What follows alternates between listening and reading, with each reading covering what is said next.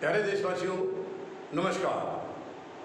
आप सबको ध्यान होगा, प्रधानमंत्री महोदय जब पहली बार इन्होंने सत्ता हासिल की थी 2014 में, उस वक़्त इन्होंने एक स्कीम लागू की थी, उज्ज्वला योजना। नाम तो इनके पास ऐसे ऐसे खूबसूरत मिलेंगे क्योंकि इनके पास यही है, नाम ही है इनके पास, ढूंढ ढूंढ के लाते, करना कुछ है नहीं, काम कुछ नहीं किया है। उज्ज्वला योजना, देखो कितना सुंदर नाम निकाल के लाए थे।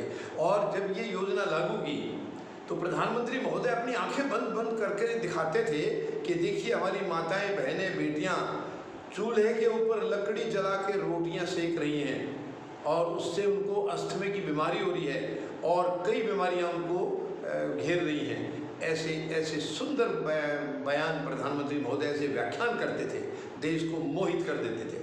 देश ने भी सोचा क्या यार, क्या प्रधानमंत्री है, क्या गजब चीज़ है, क्या सुंदर चीज़ इस देश को मिली है।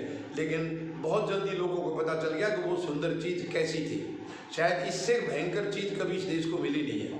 मैं तो यही कहूँगा, प्रधानमंत्री के रूप में जो व्यक्ति हमें मिला है, जो इंसान मिला है, शायद इससे विचित्र चीज़ इस देश में कभी नहीं आई है और शायद आगे आएगी भी नहीं, ये मुझे पूरा भरोसा है।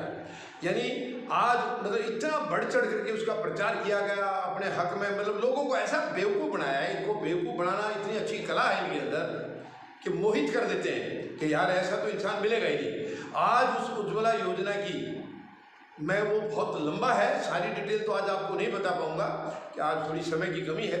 मैं किसी और दिन आपको पूरी डिटेल लाऊंगा, पूरी डिटेल, कहाँ कहाँ कितने कनेक्शन दिए थे, कहाँ किसने भराई, क्या किसने अभी तक दोबारा लिए, मतलब सारी चीज़ें मैं डिटेल में आपको एक 2-3 दिन के बाद बताऊंगा। लेकिन आज मैं इतनी आपको ज़रूर बताना चाहूँगा, आज उस उज्ज्वला योजना की क्या हालत है प्रधानमंत्री महोदय नहीं बताएंगे, कभी नहीं बताएंगे, ना उनके चहेते मीडिया वाले बताएंगे। ये दुर्भाग्य है इस देश का कि इस देश के अंदर इतनी गैर जिम्मेदार सरकार पहली बार मिली है। इससे पहले ऐसी गैर जिम्मेदार सरकार हमें नहीं मिली थी। आज वो उज्ज्वला योजना के अंदर जो सिलेंडर लिए गए थे, जिनको जो दिए थे गैस सिलेंडर, उसके बाद 90% से ज़्यादा लोगों ने आज तक दोबारा सिलेंडर भरवाया नहीं है। बताइए, प्रधानमंत्री महोदय अब नहीं जाएंगे उनको देखने कि वो माताएं, बहनें या वो बेटियां आज भी चूल्हे पर रोटी सेक रही हैं, उसी लकड़ी के चूल्हे पर जिसको लेकर उन्होंने लंबे लंबे बयान दिए थे और पूरे देश को ये दिखा दिया था कि यार कैसा सुंदर प्राणी है, ये कितने गजब की सेवा कर रहे हैं। देखिए, सभी जो बिना गैस वाले थे सबको कनेक्शन दे दिए, मगर वो इनकी एक चाल थी, वो बेवकूफ़ बनाने का, एक झांसा देने का एक वो तरीका था। इसके बाद आज वही का वही हाल फिर है। वो सिलेंडर पर दुनिया अभी अगरबत्ती जला रही है या रख करके, या किसी और काम पर यूज कर रहे हैं, या उसके ऊपर फट्टा रख के उसको टेबल का काम ले रहे हैं, उससे सिलेंडर से पूजा भी कर रहे हैं। कई तो पूजा घर में लगा के उसके ऊपर अगरबत्ती जला के और माला भी पहना रहे हैं उन सिलेंडरों को, क्योंकि प्रधानमंत्री महोदय का विशेष किस्म का सिलेंडर दिया हुआ है, वो ऐसा स्पेशल सिलेंडर दिया हुआ है।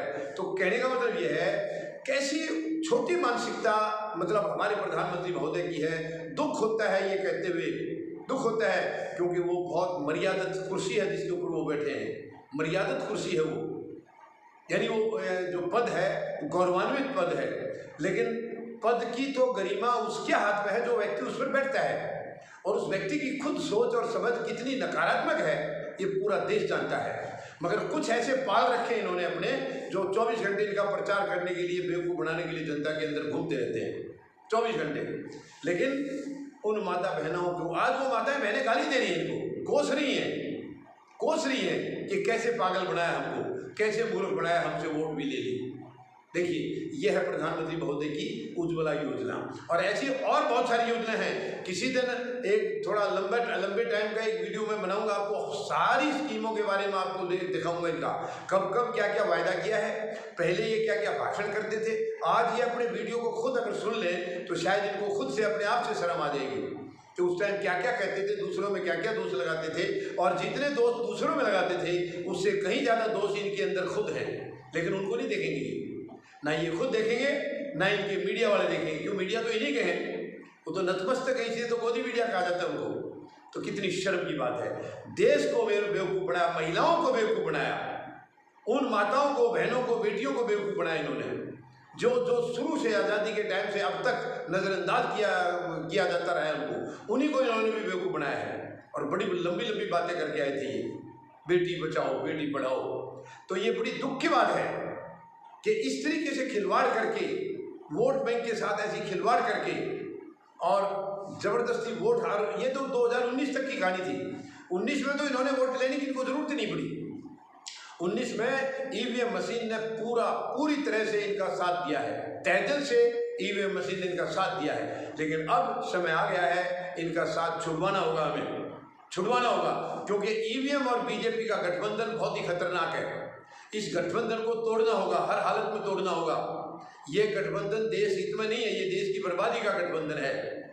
तो ये गठबंधन अब बहुत जल्दी इसको तोड़ना होगा, वरना फिर देश बचेगा नहीं।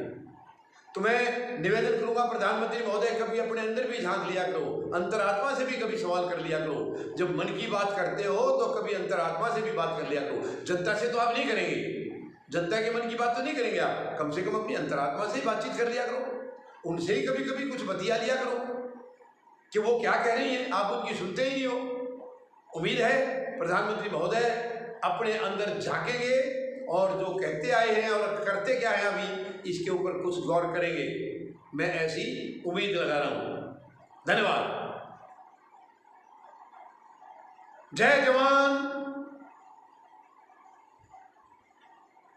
जय किसान, जय हिंद।